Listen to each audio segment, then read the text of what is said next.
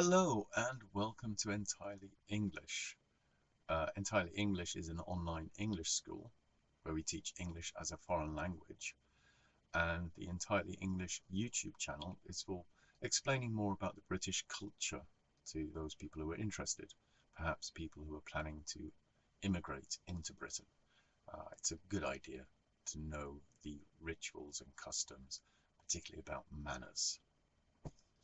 So today's video is continuing our British Manners series, and we are looking at social situations and general interactions with other people. So let's begin. Let's look at some of the phrases which would be useful to use. If you don't mind, we will start with indirect questions or indirect requests.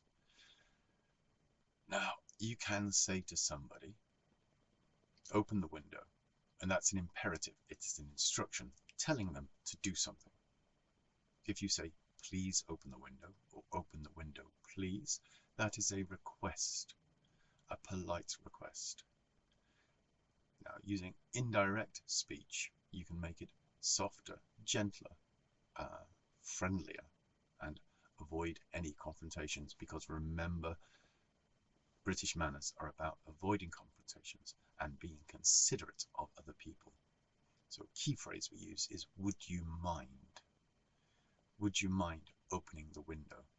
Perhaps you're in a train carriage and it's a hot summer's day.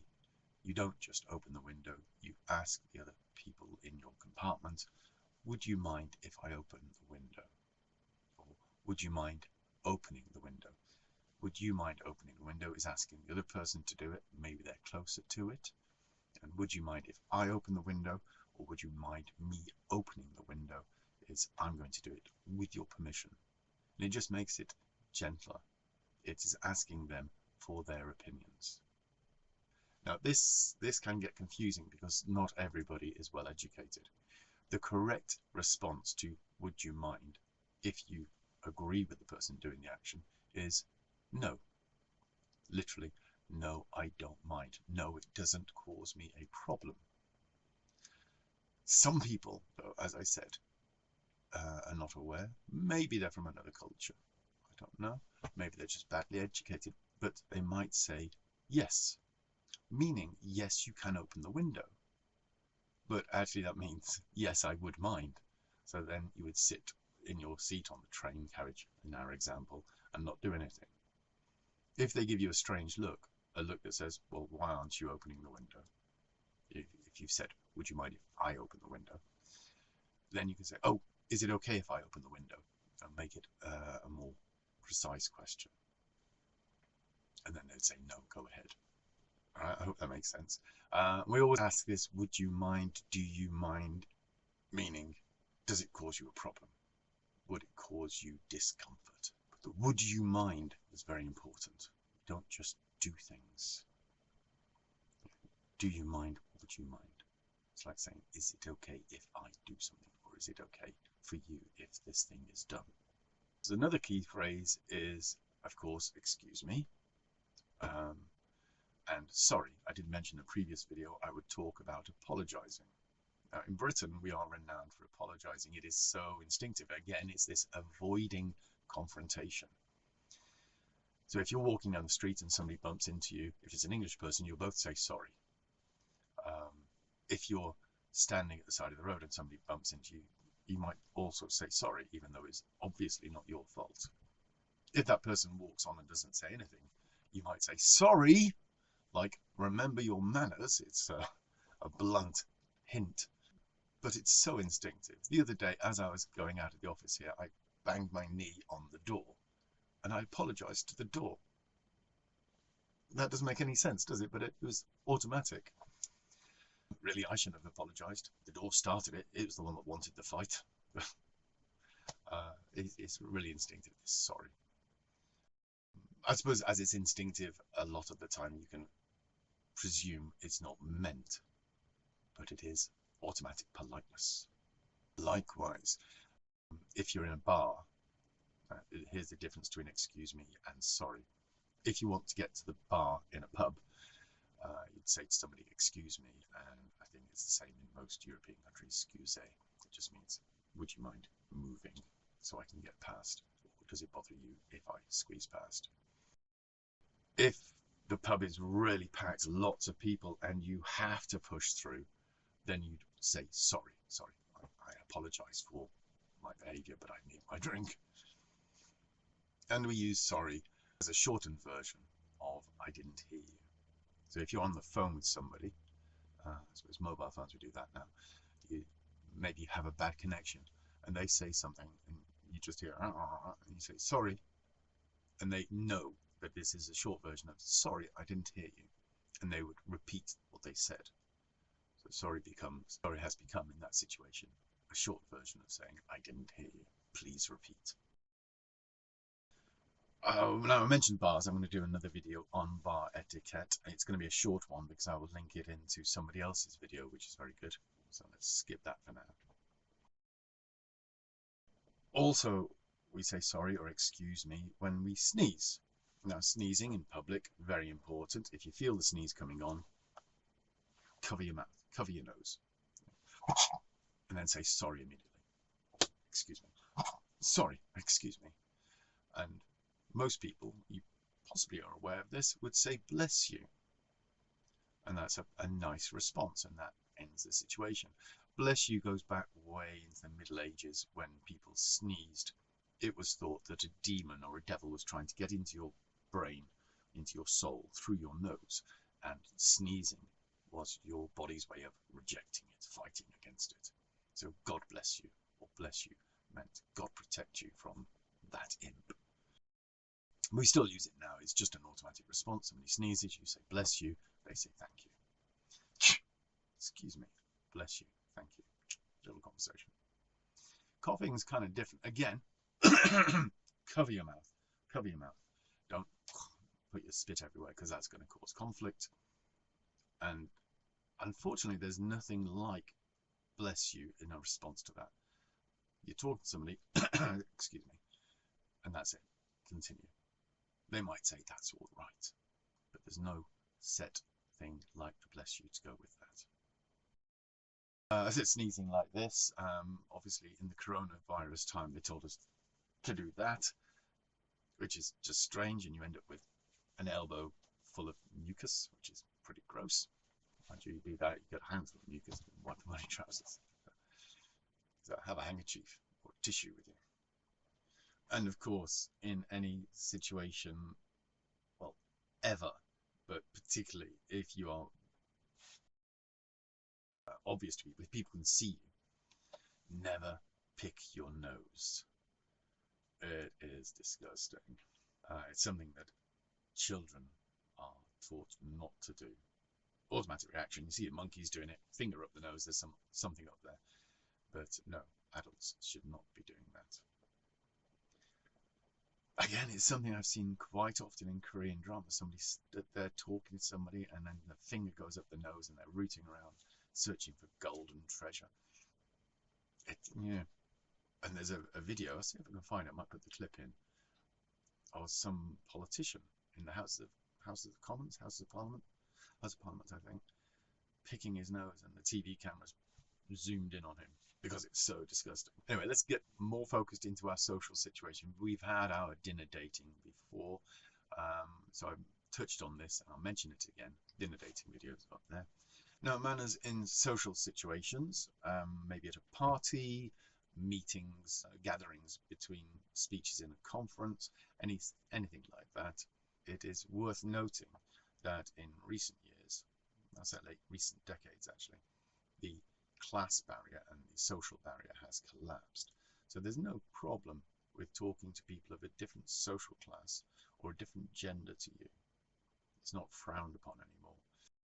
If you were at some social gathering and the Lord Mayor was there with his golden chain, it's entirely okay for you to go up and talk to them. There's not this big social divide. How dare you talk to me, peasant? The only time that is sort of enforced is with the royal family. You should not talk to the king or queen before they talk to you. That's just social etiquette going back thousands of years. Any other situation, yeah, chat with people. use small talk. Small talk is inconsequential conversation. You know, British people talk about the weather because we have such a variety of it in one day. So it's a good way to start a conversation, what we call an icebreaker. You see somebody stood at the bar, again, during the break in the conference, you can go over to them and say either, that was a really interesting speech. If you're taking a break between things, if it's before the conference begins, you can say, amazing weather we're having today, it's a shame to be stuck inside. And they will respond and you start a conversation. So where did you come from? How did you get here? Which speaker are you looking forward to? I'm really, really interested in hearing what blah, blah, blah has to say. And the conversation starts with small talk and you can develop on, but there's topics to avoid. Salary is one.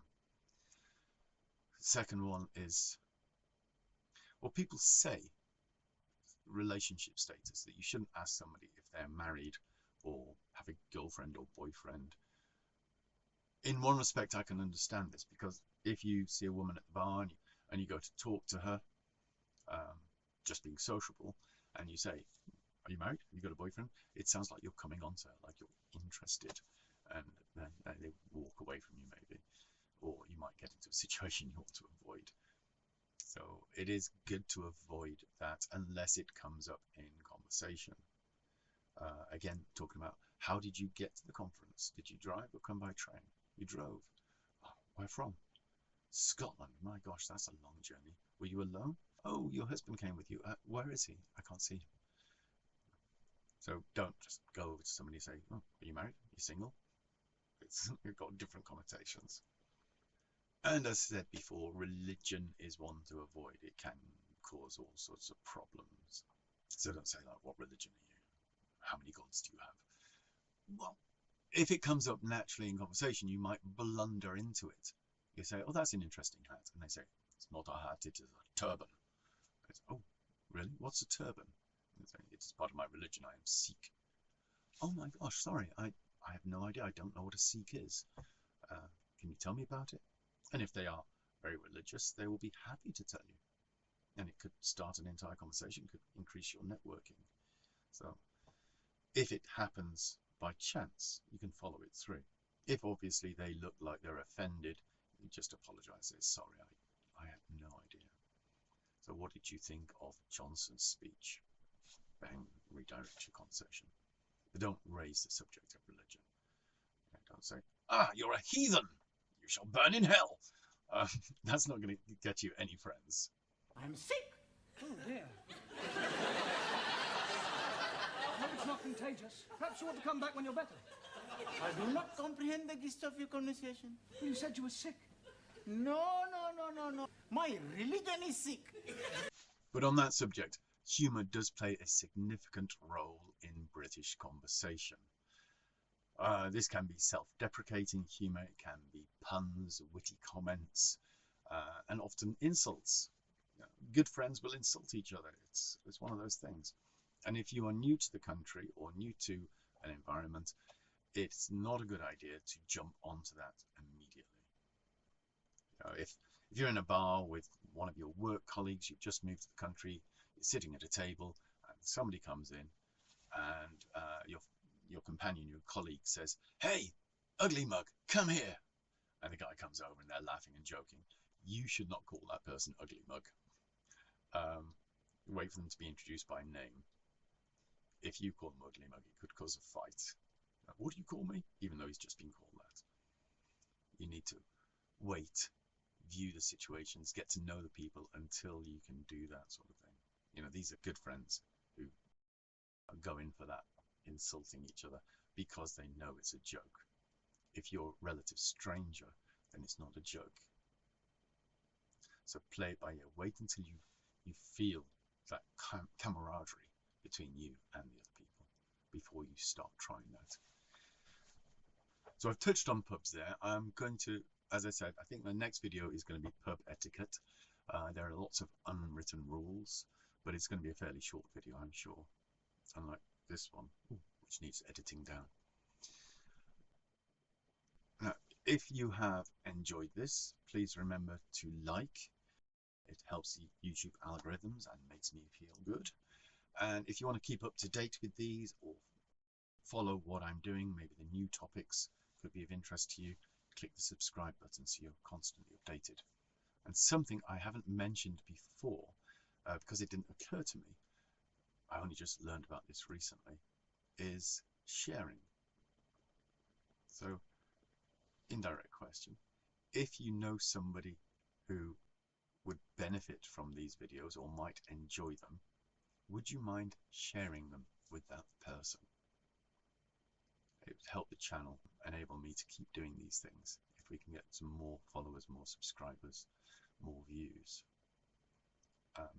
And those people who send me messages about how to improve my SEO, please don't bother. I haven't got the money to pay you. So everybody else, thank you for being with me. Hope to see you again soon.